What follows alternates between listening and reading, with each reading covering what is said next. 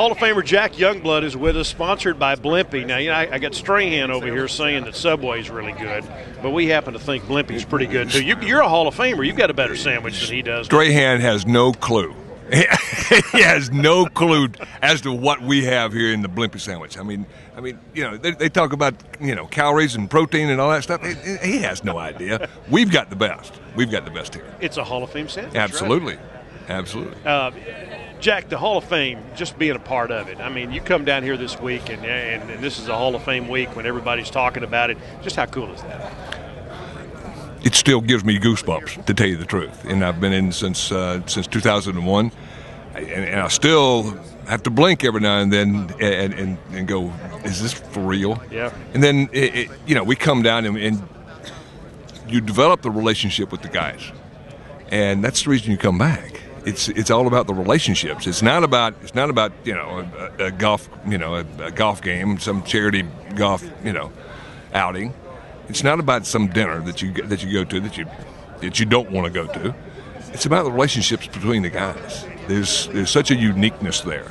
I mean, there's a unspoken connection between the Hall of Famers that you only saw on your own football team rarely.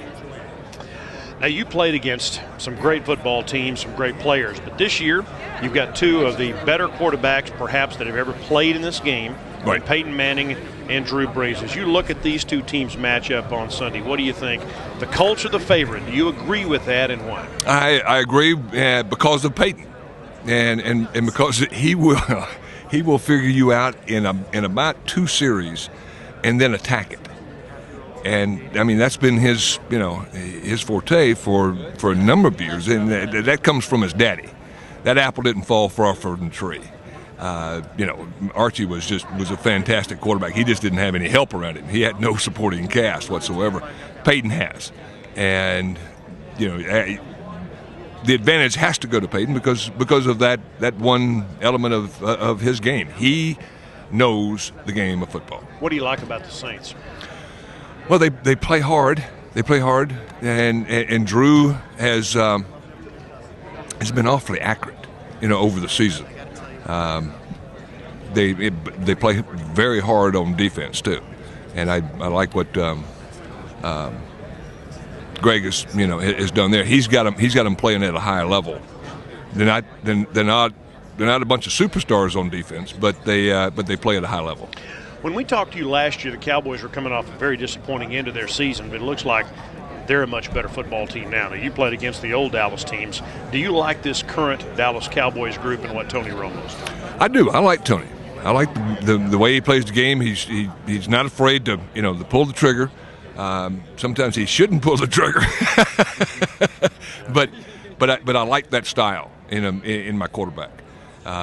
And they've got some great players on defense. I think they'll continue to get better down the road. You chased Staubach around, you chased Bradshaw around, you chased Archie around. Those guys are all great players. Talk a little bit about some of the great ones you got to that you sacked. I'm not sure I ever caught them. That's the problem. I might have been in a Super Bowl or two if I'd caught Roger a couple of times. That's for sure. They all three of those guys had that unique ability of being the leader on their football team, and you knew that when you played them, you were going to get their best, which drew and which brought your best out in you in your performance. So I reveled at it whenever I saw Dallas on the schedule. I loved it. Loved to play against them.